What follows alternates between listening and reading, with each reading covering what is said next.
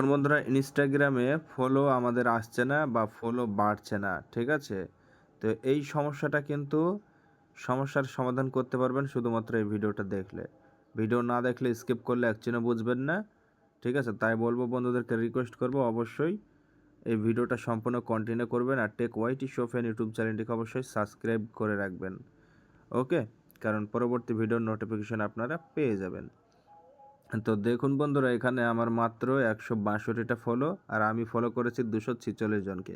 তো দেখুন, বড় ছোট যেই সমস্ত ইনস্টাগ্রামগুলো আছে সবার সঙ্গে কিন্তু এটাই হয়ে থাকছে। এটা ইনস্টাগ্রামের নতুন একটা আপডেট এবং কিছু কিছু সমস্যাও হচ্ছে, কেনে না, ফলো বাড়ছে না, ঠিক আছে? তো কিসের জন্য দেখুন, আমি বলিয়ে দিচ্ছি, স্টেপ বাই স্টেপ দেখবেন। এটা ইনস্টাগ্রামের একটা নিউ আপডেট, ঠিক আছে? দেখুন, আমি আপনাদেরকে বুঝিয়ে দিচ্ছি, আপনারা বুঝুন, ঠিক আছে? এই যে দেখুন, আমি আমার ভিডিওতে আসলাম। দুদিন আগে একটা ভিডিও পোস্ট করেছি, আপনারা দেখতে পাচ্ছেন। দেখুন, 5,45,000 কিন্তু ভিউজ এসেছে। তাহলে এখানে মাত্র এই ভিউজ, এতগুলো ভিউজে শুধুমাত্র একজন ফলো করেছে বা একটা ফলো এসেছে, ঠিক আছে? বাকি ভিডিওগুলো দেখুন, এগুলো সবই ভালো ভালো ভিউজ আছে, ঠিক আছে? কিন্তু এখানে দেখুন, প্রফেশনাল ড্যাশবোর্ডে ক্লিক করলে মাত্র রিচ আমাকে দিয়েছে, দেখুন রিচ এঙ্গেজমেন্ট দিয়েছে দেখুন 4,165টা।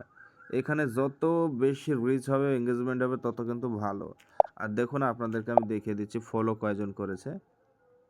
দেখুন, এখানে একদিন আগে একজন ফলো করেছে, ফলোটা আমি ব্যাক করেছি শুদ্ধ, ওকে, ঠিক আছে? তারপরেও কিন্তু আমার ফলো বাড়েনি।